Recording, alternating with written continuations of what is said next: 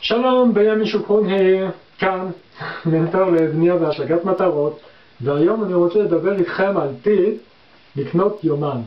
יומן זה הבוס החדש שלכם. זה הבוס שבו אתם הולכים לכתוב את כל המשימות, את כל המטלות שאתם רוצים להשיג באותו יום, כל יום, כל שבוע, או פעם בשבוע תעשו את זה. תכתבו את כל המטרות שאתם רוצים באותו שבוע, כל יום מה אתם הולכים להשיג, איך זה הולך להתקדם. בסוף היום, קחו את היומן, תסתכלו על מה עשיתם, מה לא עשיתם, מה לא עשיתם, תעברו את זה ליום הבא, ותמשיכו הלאה. המטרה שלכם, להשיג את כל מה שאתם כותבים פה. זה הסוד של העשירים. ככה העשירים בנו את עצמם. הם לקחו יומן והתחילו ליישם את כל מה שהם כתבו בו. היומן הוא הזיכרון שלנו. אנחנו לא תמיד זוכרים הכל.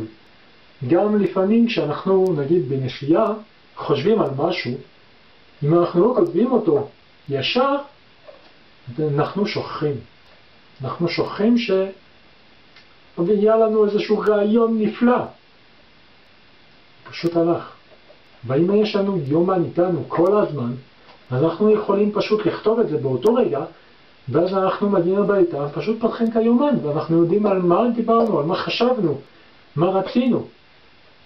עד כאן הטיפ שלי להיום בשבילכם. אני אשמח לקבל את התגובות שלכם כאן מתחת לסרטון. בנוסף, שתפו את הסרטון לאנשים אחרים, ותעשו לייק לדף פייסבוק שלנו, תרשמו ליוטיוב שלנו כדי לקבל את הסרטונים הבאים. נתראה בטיפ הבא. להתראות, ביי ביי.